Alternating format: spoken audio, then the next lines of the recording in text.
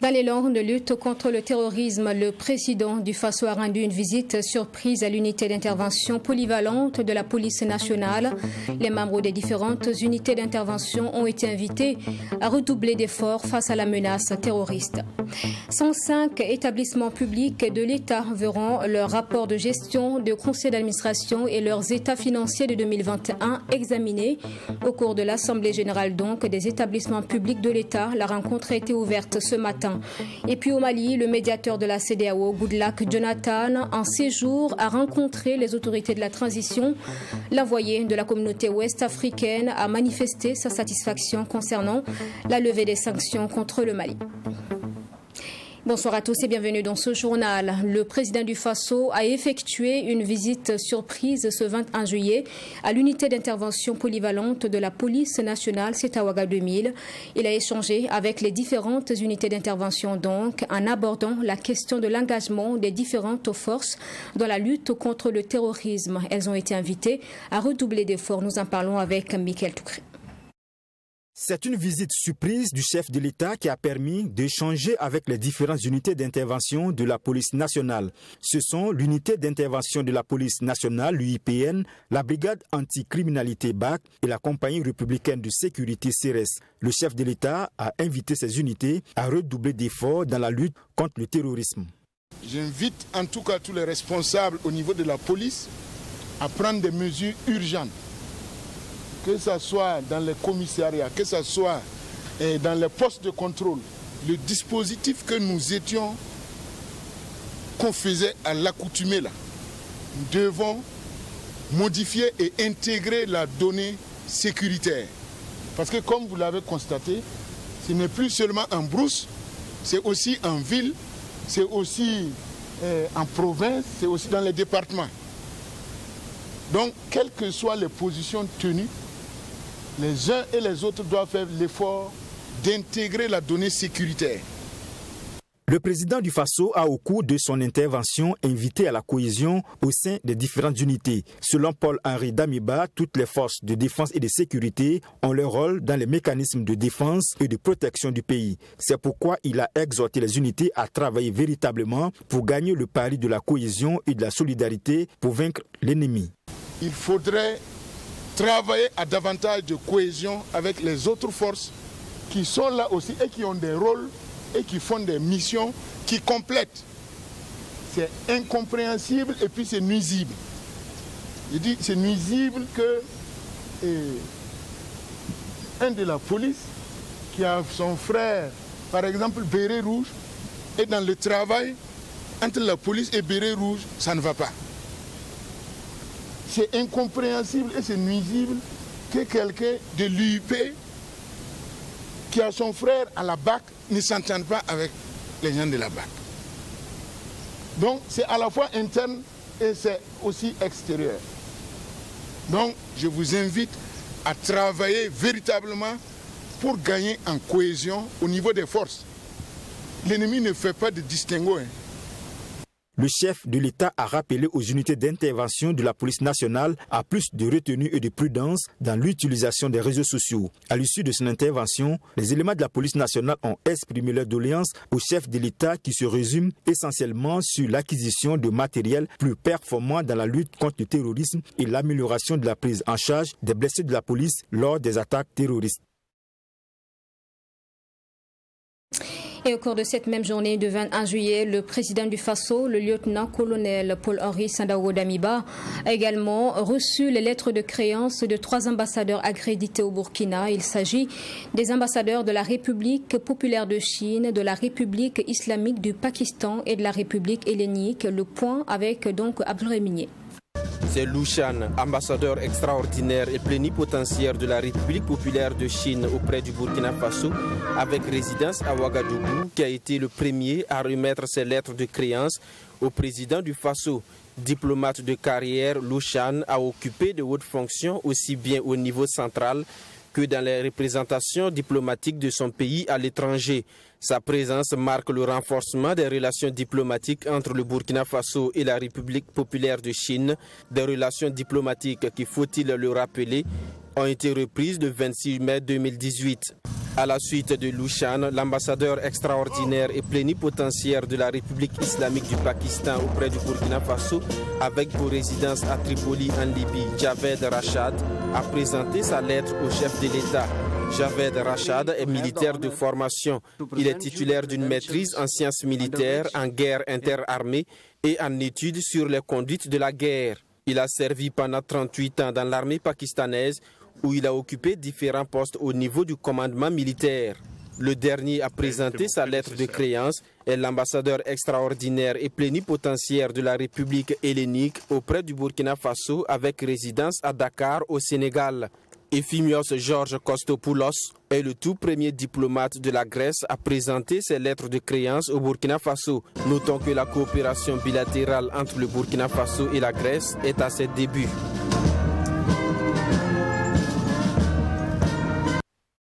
Je vous en parlais en titre, cérémonie d'ouverture de l'Assemblée générale des établissements publics de l'État ce jeudi. 105 établissements sont concernés. Leurs rapports de gestion des conseils d'administration et leurs états financiers de 2021 seront examinés. Et à cette Assemblée générale, l'accent sera mis sur le contrôle interne et la dématérialisation des services. Toutes les précisions avec Maxime Jeune-Bombara.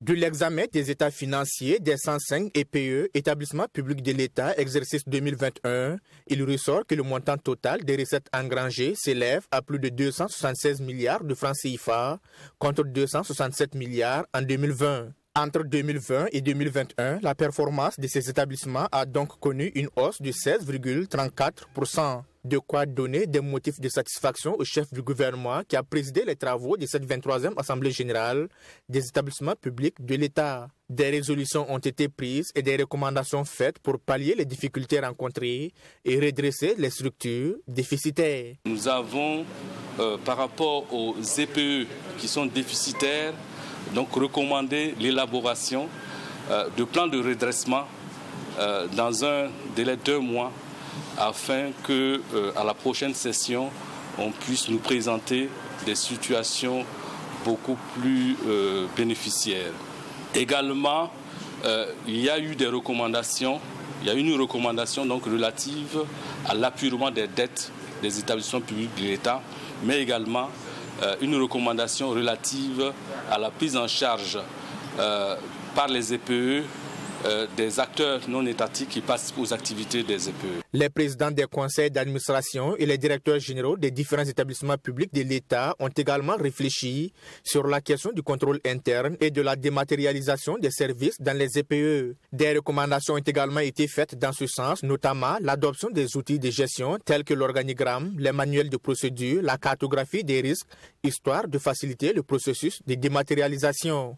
La dématérialisation des processus répond à des besoins de simplification des procédures, de rationalisation des moyens et constitue un levier incontournable afin d'améliorer la qualité des services publics et la transparence de l'administration. Les priorités dans le domaine de la dématérialisation des processus financiers et comptables consistent à optimiser les tâches, à réduire les délais de traitement, à gagner du temps dans la préparation des dossiers et à simplifier les chaînes de validation. En plus des états financiers, les rapports de gestion des conseils d'administration ont également été examinés à cette Assemblée générale. Cadre annuel d'échange sur les bonnes pratiques en matière de gouvernance, l'Assemblée générale des établissements publics de l'État offre l'occasion aux responsables des différentes structures publiques de rendre compte de leur gestion.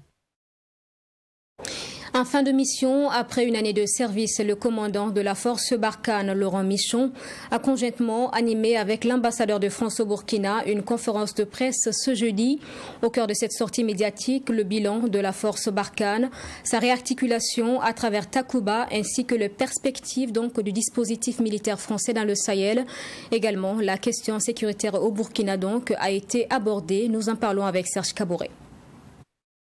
Avec à ce jour 4000 conteneurs et 2500 hommes qui ont replié en un an, la réarticulation de Barkhane est bel et bien en marche selon son commandant Laurent Michon. En fin de mission dans le Sahel, il dresse conjointement ce jeudi avec l'ambassadeur de France au Burkina le bilan de la force Barkhane, sa réarticulation à travers Takuba, ainsi que les perspectives du dispositif militaire français dans le Sahel. Entre 5 et 7 chasseurs sur l'ensemble du Sahel, c'est grand comme l'Europe, vous le savez aussi bien que moi. On a 5, 6, 7 drones pour l'ensemble du Sahel et on a quelques moyens de renseignement complémentaires. Donc quand on dit à chaque fois vieux fantasme, avec autant de moyens, vous n'intervenez pas pour sauver tout le monde lorsqu'on vous appelle à 10 minutes ou un quart d'heure ou 2 heures. Ah mais non, mais c'est pas possible. Avec 6 chasseurs, je peux en avoir 2 en l'air, 3 en l'air, et si ça, par exemple, ça a pu arriver, il y a une attaque simultanément à tel endroit, je ne peux pas être aux 2 endroits en même temps avec mes quelques chasseurs.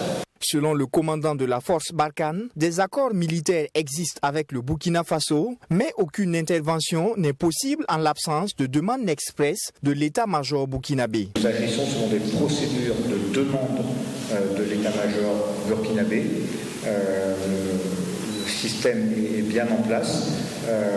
Il est, à la fois fluide et nous ne nous permettrons évidemment pas d'intervenir au Burkina sans que ce soit une demande burkinabé. La clé, je terminerai tout simplement par ça, c'est bien le respect de la souveraineté qui va de l'accord politique, plus ou moins ancien, mais ils ne sont pas si anciens que ça, jusqu'à l'action concrète au sol ou en l'air. Et nous ne faisons que, en soutien d'eux, répondre aux attentes des autorités militaires burkinabées. Pour ce qui est de la situation sécuritaire au Burkina, l'ambassadeur de France au Burkina, Luc Alad, appelle à se poser les bonnes questions. Si on veut lutter contre le terrorisme, il faut savoir comment les terroristes recrutent et pourquoi est-ce qu'ils arrivent à recruter effectivement notamment des jeunes burkinabés qui prennent les armes. Alors peut-être parce qu'ils n'ont pas d'alternative, parce qu'ils n'ont pas d'emploi, parce qu'ils veulent venger des gens de leur famille, tous les proches qu'on a tués, parce que ça, il y a X raisons, il n'y a pas une raison évidemment. Mais tant qu'on n'a pas répondu à cette question-là, la lutte antiterroriste, c'est un cercle sans fin. Sur le point de la diversification des partenaires, l'ambassadeur de France estime que son pays ne s'y oppose pas car selon lui, il n'y a pas d'exclusivité en termes de partenariat. De plus, selon lui, la France n'a pas d'intérêt économique à travers ses interventions dans le Sahel. Barkhane, c'est une opération par définition qui coûte cher, mais qui coûte cher à la France au contribuable français, qui ne coûte rien au contribuable burkinabé, nigérien, à l'époque malien, tchadien. Ce sont des opérations que nous ne facturons pas. Pourquoi nous ne les facturons pas? Parce que nous estimons qu'encore une fois, nous menons un combat commun, dans un intérêt commun, qui est d'éviter que les djihadistes terroristes s'implantent, s'installent de manière durable sur des territoires qui sont proches de la France ou de l'Europe d'une manière générale, et sur lesquels, si on l'a fait en Syrie, effectivement, à fortiori dans le Sahel, nous ne souhaitons pas qu'il y ait des califats ou des zones de non-droit qui soient installés dans ces pays. Tout en se réjouissant de la non-présence de Wagner au Burkina Faso, des intérêts économiques de ce groupe sont par ailleurs dénoncés au Mali. Le code minier au Mali a changé. Alors, on parlait d'intérêt économique français, il n'y a pas d'exploitation de quoi que ce soit, ni d'accord caché d'exploitation de choses au Mali. Mais en tout cas, le code minier a changé depuis, et désormais, après la première dose gratuite et la deuxième dose gratuite offerte par le dealer, il se trouve qu'un certain nombre de dispositions sont prises pour exploiter 3 sites précis d'or par Wagner. Et donc maintenant, il va falloir commencer à payer. Le commandant de la force Barkhane a en outre expliqué que la réarticulation ou le déploiement de Barkhane ne constitue en rien une duplication de la dite force au Niger, car tous les équipements et les hommes qui quittent le Mali retournent en France. Et l'ambassadeur de France à cette rencontre a dû donner des explications sur ses propos tenus le 14 juillet dernier à l'endroit des activistes burkinabés présents sur les réseaux sociaux. Il faisait cas d'idiots utiles. Par la suite, plusieurs réactions violentes ont été observées, certaines demandant le départ de l'ambassadeur. Ce dernier, Luc Alad, s'explique. Je défie quiconque de trouver dans ce discours la moindre trace d'insulte à l'égard des populations ou des autorités burkinabées, bien au contraire. Ce que j'ai simplement dit dans ce discours, j'ai employé une expression effectivement pour indexer les gens qui nous attaquent régulièrement sur les réseaux sociaux et pour faire le pont avec ce que vient de dire le général Michon, qui pour un certain nombre au moins sont effectivement stipendiés, manipulés. Je vais juste vous donner la définition de cette expression que j'ai envoyée. Ce sont des personnalités qui servent des dessins divergents de leur représentation authentique et se trouvent, bien que peut-être de bonne foi, utilisés, instrumentalisés ou manipulés. C'est tout ce que j'ai dit. Rien de plus. Apparemment, certains se sont sentis visés. Bon, je n'ai visé personne en particulier, j'ai simplement invité les gens à prendre suffisamment de recul pour éviter d'entretenir en quelque sorte des psychoses ou des attaques qui me paraissent détourner de l'objet fondamental et principal qui est celui que nous partageons avec l'autorité burkinabé, qui est encore une fois la lutte antiterroriste. Nous traitons une actualité révélée par nos confrères du journal Le Courrier confidentiel dans sa parution du 15 juillet dernier, la découverte de plus de 20 000 tonnes de vivres avariés stockés dans les locaux de la SONAGES. Des produits estimés à plus de 4 milliards de francs CFA. La situation suscite de vives critiques, notamment de la part de la Confédération paysanne du Faso que nous avons rencontrée, d'autant plus que le Burkina doit prendre en charge plus de 2 millions de personnes déplacées internes. Aussi, 3,5 millions de Burkinabés pourraient être touchés par l'insécurité alimentaire. Nous en parlons donc avec Alexis Wenkouli Belemnaba. Plus de 20 000 tonnes de vivres avariés d'une valeur estimée à plus de 4 milliards de francs CFA seraient dans les magasins de la SONAGES, la Société nationale de gestion de stocks de sécurité alimentaire. C'est une révélation faite par le journal Le Courrier confidentiel dans sa parution numéro 227 du 15 juillet 2022. Au Burkina Faso, le défi sécuritaire a occasionné 2 millions de personnes déplacées internes et 3,5 millions de Burkinabés pourraient être touchés par l'insécurité alimentaire. Et laisser avarier une telle quantité de vivres soulève des interrogations et indignations à la Confédération paysanne du Faso. Depuis 2021, nous sommes en crise alimentaire. Les prix des denrées ne font qu'augmenter sur le terrain. S'il s'avère effectivement que cette audit est fondée sur la réalité, on ne peut pas pardonner aux gestionnaires de ces stocks. Aujourd'hui, un sac de maïs coûte 35 000 francs quelque part, le sac de sorgho coûte 50 000 francs, le sac de petits milles 75 000 francs. Si l'audit prévoit qu'il y a plus de 24 000 tonnes, nous ne pouvons pas apprécier. Nous ne pouvons que dire que c'est de la négligence. Et le premier responsable doit être poursuivi et traduit en justice. Nous allons au-delà de ça emprunter 6 000 tonnes à la CEDEAO. Mais c'est une honte pour la bourse de voir un éléphant maigri. 24 000 tonnes contre 6 000 tonnes. Une négligence des premiers responsables de gestion de stock qui doivent être poursuivis et traduits en justice selon Bassia Kadao. Mais est-ce le seul mobile de cet état de fait? Le manque ou l'état des infrastructures pourrait justifier cette situation. Pour Bassia Kadao, il n'en est pas question. Burkina Faso a les dispositifs nécessaires pour la sécurité de ses vies, puisque la SONAGES, depuis les temps de Opnacer jusqu'à la SONAGES, nous disposons de grands magasins dans les différentes régions et ces magasins répondent aux normes et aux qualités. Ce n'est pas les infrastructures qui manquent. Quand vous voyez, quand on dit que les vivres ont été détériorés et déclassés, ça veut dire que ces vivres-là sont là depuis belle lurette.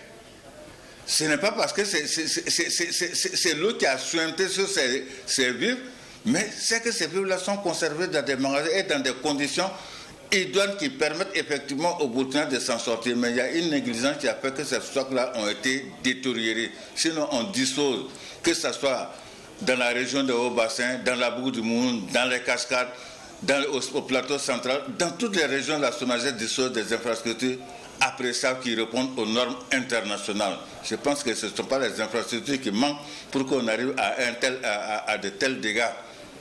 Un rappel, c'est le 17 juin dernier que la CEDEAO, la communauté économique des États de l'Afrique de l'Ouest, a procédé à la remise de 6 000 tonnes de vivres d'une valeur de plus de 2 milliards 300 millions de francs CFA.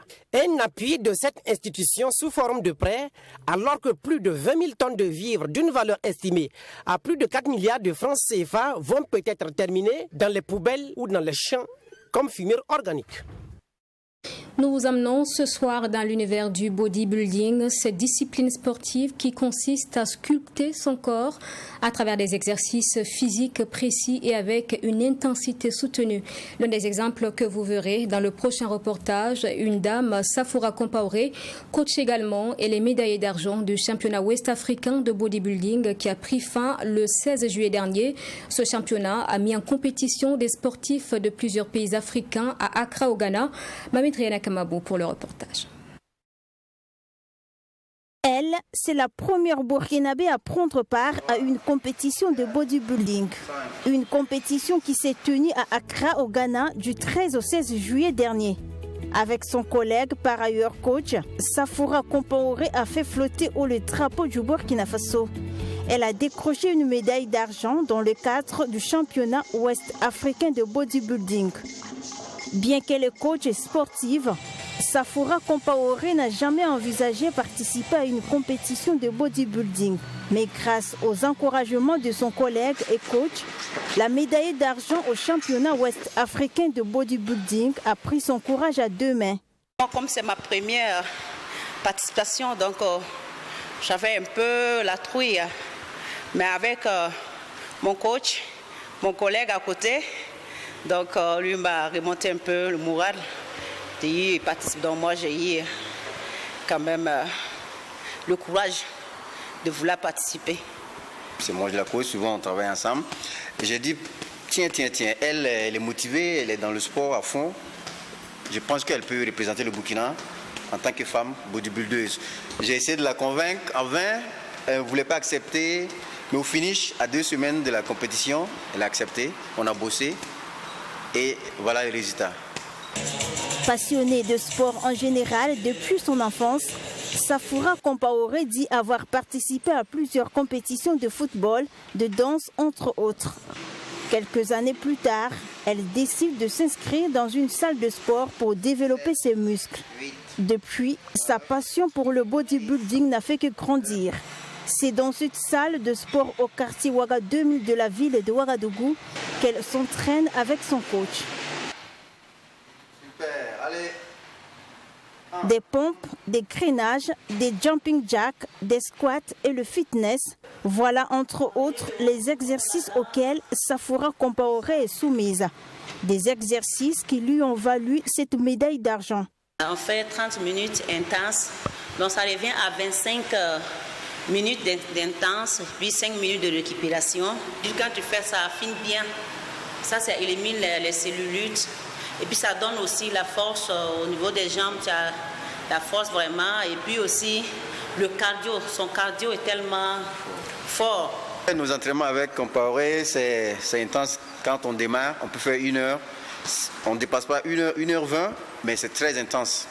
Mais elle tient le coup, elle ne lâche pas. Même elle est fatiguée, elle tient le coup jusqu'au bout. C'est ça qui m'a motivé à la motiver encore plus pour qu'on aille à la compète, quoi.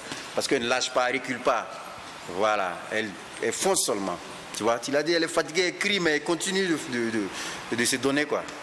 Donc, j'ai vu une potentiel vraiment en elle. Donc, moi, j'ai vite eu confiance en elle, quoi. En Afrique, le bodybuilding est une discipline sportive très souvent considérée comme réservée aux hommes. Safoura Compaoré fait donc face au regard des gens. Quand j'essayais un peu de faire la musculation, les gens ont tendance à me décourager, mais le regard des gens, même à la salle de gym ici, souvent quand ils te voient, même une petite chose comme ça, tu soulèves, ils se disent que tu veux te muscler pour aller où. Donc, moi, de toute façon, je vois mon physique, je me sens si belle dans ma peau.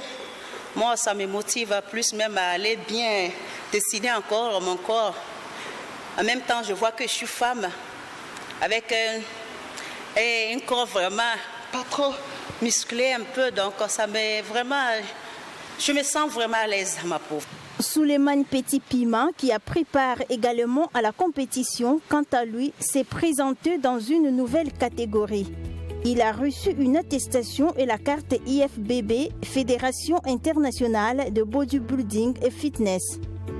Cette carte lui permettra de prendre part à toutes les compétitions de bodybuilding dans le monde. Et au-delà des compétitions, Souleymane Petit-Pima prévoit d'autres innovations dont l'objectif de valoriser ce sport au Burkina Faso. On est sur une bonne lancée pour créer l'ASSO, une association de bodybuilding au Burkina. On est déjà lancé, on a commencé, ça vaut au moins 7 mois. Et après l'association, on verra bien avec les autres pays pour qu'on enfile notre fédération à l'IFBB. Après ça, maintenant, on aura une fédération de bodybuilding au Burkina. Le bodybuilding est une discipline et un art de la performance qui consiste principalement à développer sa masse musculaire dans le but esthétique, puis à l'exhiber en exécutant des poses dans une chorégraphie. Et toujours dans l'actualité sportive, une autre médaille en argent et 2 en bronze pour le Burkina, cette fois en taekwondo. Les étalons dans cette discipline sont rentrés ce 20 juillet du Rwanda où a eu lieu le championnat d'Afrique de taekwondo. 6 combattants burkinabés étaient en compétition. Leur performance a été fortement appréciée par les autorités sportives qui leur ont réservé un accueil chaleureux à l'aéroport international de Ouagadougou. Les images avec Assami Tiamtoré. C'est depuis 1979 que les étalons taekwondoïnes avaient ramené 2 médailles d'argent du championnat d'Afrique de taekwondo. 43 ans après, ils obtiennent 3 médailles, cette fois 2 en argent et 1 en bronze. Un record salué par les membres de la fédération et les autorités qui, pour magnifier le mérite de ces combattants, se sont déplacés à l'aéroport pour les accueillir. De l'aéroport, il y a eu une parade en direction du monument des héros nationaux pour une cérémonie en leur honneur. Nous sommes préparés, nous ne sommes pas allés pour figurer. Le Burkina Faso a participé, le Burkina Faso a relevé le défi. Le Burkina Faso est arrivé classé 6e sur 37 participants. Je suis vraiment très satisfait. Voilà, pour ne même pas dire je suis honoré, pas pour moi, pour le pays.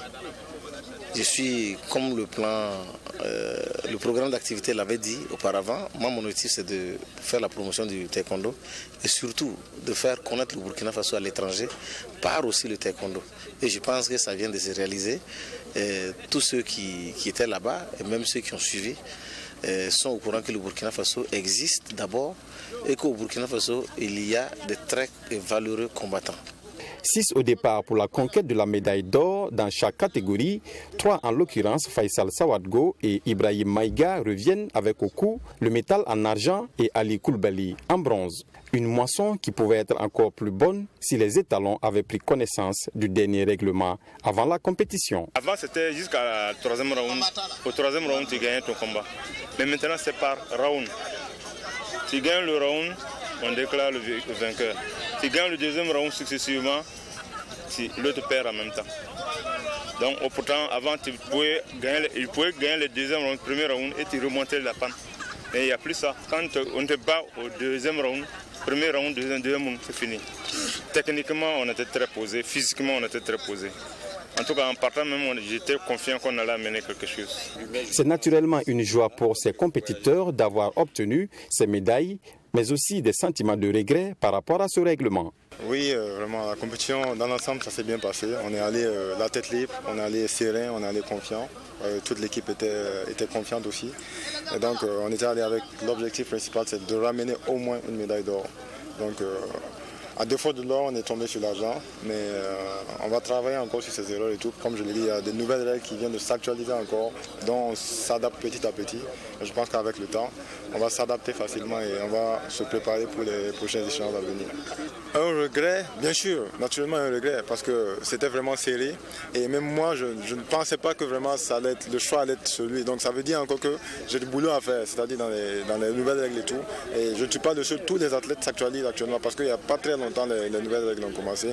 Et voilà, donc je m'adapte vraiment. Je pense que déjà même après la compétition, j'ai commencé à prendre des formations et tout, à discuter avec les arbitres internationaux pour m'actualiser rapidement. Je pense que prochainement, on fera très attention et on sera prêt.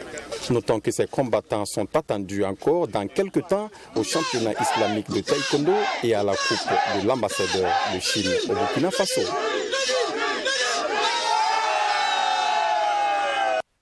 Et puis pour refermer ce journal, transition au Mali. Depuis hier, le médiateur de la CEDEAO, Goodluck Jonathan, est en séjour de 72 heures dans le pays. Dans son programme d'activité, une rencontre avec les autorités maliennes. Il a manifesté sa satisfaction donc suite à la levée des sanctions de la CEDEAO contre le Mali. Reportage. À l'issue de son sommet extraordinaire à Accra au Ghana le 3 juillet dernier, la CEDEAO a pris d'importantes décisions concernant la transition malienne, notamment la levée des sanctions commerciales et financières décidées en janvier 2022. À cet effet, le médiateur de la CEDEAO pour le Mali, Goodluck Jonathan, est en visite de 72 heures dans la capitale malienne. L'ancien président du Nigeria apprécie la levée des sanctions avant d'aborder le point des préparatifs de sa visite de travail. Je suis ici, comme vous le savez, dans le cadre de la mission de l'équipe de médiation de la CEDEAO. Je voudrais saisir cette occasion pour remercier le peuple malien et le gouvernement malien également pour les efforts qui sont mis en œuvre depuis lors. La conférence des chefs d'État et de gouvernement m'a mandaté de me rendre encore ici pour échanger un peu avec les autorités du Mali. Arrivé ici, j'ai pu constater que les activités ont bien repris, les activités économiques ont bien repris. Et cela doit rendre tout le peuple malien heureux. Je salue ce progrès-là qui est noté et espère que ça va se poursuivre et que bientôt les élections pourront se dérouler, les autorités démocratiquement élues pourront prendre en charge les activités du pays à la satisfaction de tout le monde et surtout à la satisfaction de la conférence des chefs d'État et de gouvernement de la CEDEAO. Selon Kwadio Konan, chargé de mission de l'ambassade de Côte d'Ivoire au Mali, cette visite est un grand bond dans le suivi de la mise en œuvre de certaines activités prévues dans le cadre du processus de la transition devant aboutir au retour de l'ordre constitutionnel apaisé et sécurisé. Aujourd'hui, la question quand ils viennent pour s'enquérir des nouvelles, pour voir quelles sont les avancées sur le terrain. Et effectivement, nous autres qui sommes ici, voir avec nous comment est-ce que les choses se passent pour que le monde soit informé effectivement sur ce qui se passe. Mais il faut savoir que c'est une bonne action. Il y a eu des différends entre les deux États, sinon les deux parties, le Mali et les États de la CEDEAO, conformément au protocole et tests de la CEDEAO, il y a des mesures qui ont été prises. Aujourd'hui, Dieu merci, on s'est entendu, tout est levé, mais c'est une action à saluer. En rappel, depuis le 24 juin dernier, la nouvelle loi électorale a été promulguée par le président de la transition du Mali. Cette loi prévoit le retour à l'ordre constitutionnel dans un délai de 24 mois. Un reportage de Brema Soulo commenté par Wenlasida Kabore qui met fin donc à ce journal. Merci de l'avoir suivi. Je vous souhaite une excellente suite à notre compagnie. Bonsoir, à demain 20h.